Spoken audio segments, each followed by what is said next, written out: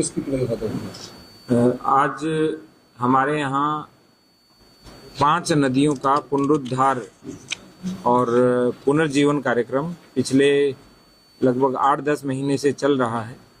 तो उसकी हमने आज ब्रीफ रखी थी, जिसमें सोत नदी का पुनरुद्धार जो 112 किलोमीटर लंबी थी, 71 ग्राम पंचायतों में बहती थी, उसका पुनरुद्धार गत वर्ष में किया गया, जिसमें 11,000 बांस के वृक्ष लगाए गए। इस बार सहजन, बांस और अन्य वृक्ष लगाने की और भी योजना है। एक नदी महाबा नदी है जो 42.5 किलोमीटर लंबी है, जिसका 12 किलोमीटर का पुनरुद्धार हमने कर दिया है, उसका अतिक्रमण मुक्त भी कर दिया है और इस बार उसमें पानी भी बहेगा। ये कुल 38 ग्राम पंचायतों में बहती है।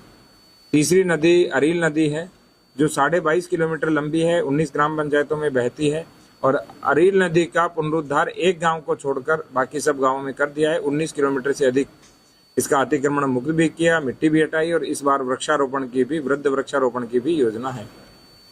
एक नदी हमारे यहाँ वर्धमार नदी है। वर्ध यहाँ पे बैल को बोलते हैं।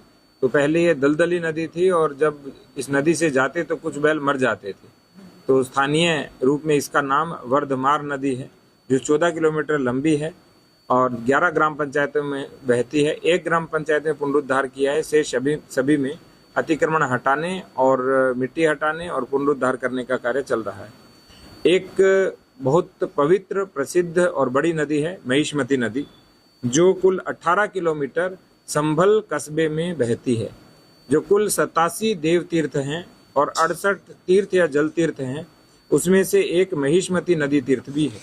तो नमामि गंगे योजना के पर्यावरणविद और नदी विज्ञानी, जिन्होंने कुकरेल नाले का भी पुनरुद्धार अपनी देखरेख में कराया था, ऐसे डॉक्टर वेंकटेश दत्त ने अप स्ट्रीम से लेकर के डाउन स्ट्रीम तक पूरा सर्वे किया है और सर्वे के बाद हम पूरी डीपीआर तैयार कर रहे हैं, ताकि एक तरफ हम एसटीपी लगाकर सीवर ट्रीटमेंट प्लांट लगाएं और सीवर को एक जगह पहुंचाएं, और दूसरा इस नदी को नहर से जोड़ करके इसमें पूरे वर्ष जल बहे, इस तरह की योजना बनाई जा रही है।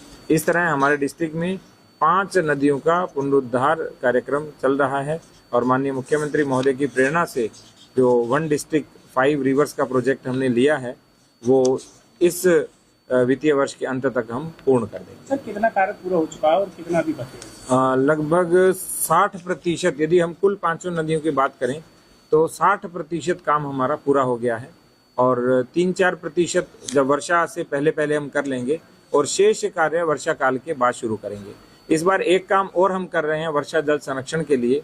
जो राजेंद्र सिंह हैं, जिनको जल बाबा भी कहते हैं, राजस्थान में जल पुरुष भी कहते हैं, और तो उन्होंने एक ट्रेंच बनाने का सुझाव दिया था। जब ट्रेंच बनती है, उसमें पानी भरता है तो वो रिस करके ज़मीन में जाता है, तो रेन वाटर हार्वेस्टिंग सिस्टम से भी सस्ता होता है ट्रेंच बनाना। इसलिए हम बड़ी संख्या में मनरेगा के माध्यम से ट्रेंच बना रहे हैं। हम हमारी गौशालाओं में ट्रेंच बना रहे हैं ताकि ट्रेंच के माध्यम से रेन वाटर हार्वेस्टिंग हो। सर, एक तरफ ये सोत नदी पे पेड़ वृक्ष लगाए भी जा रहे हैं, दूसरे तरफ काफ़ी मात्रा में काटे जा रहे हैं। पेड़ काटना 2 तरह के पेड़ हैं, एक जो संरक्षित वन है, एक जो असंरक्षित वन है। तो जो भी संरक्षित वन है उनको काटने के लिए वन विभाग की अनुमति लेनी पड़ती है। बिना अनुमति के कोई एक पेड़ क्या एक पत्ता भी नहीं काट सकता है। नदी के किनारे और पुराने पेड़ लगे हुए थे, और देखिए, यदि इस तरह कोई काटा गया पेड़ है तो उस पर कार्रवाई होगी, बहुत साधारण सी बात है। लेकिन यदि परमिशन लेके काटा है और उसकी अपनी निजी भूमि है तो हम उसमें कुछ नहीं कर पाएंगे।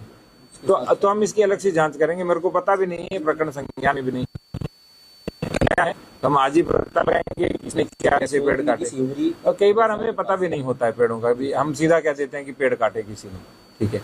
लेकिन हम इसका पता लगाएंगे और कोई दोषी होगा तो कार्रवाई करेंगे। नियमानुसार कटे हैं तो कोई समस्या नहीं है।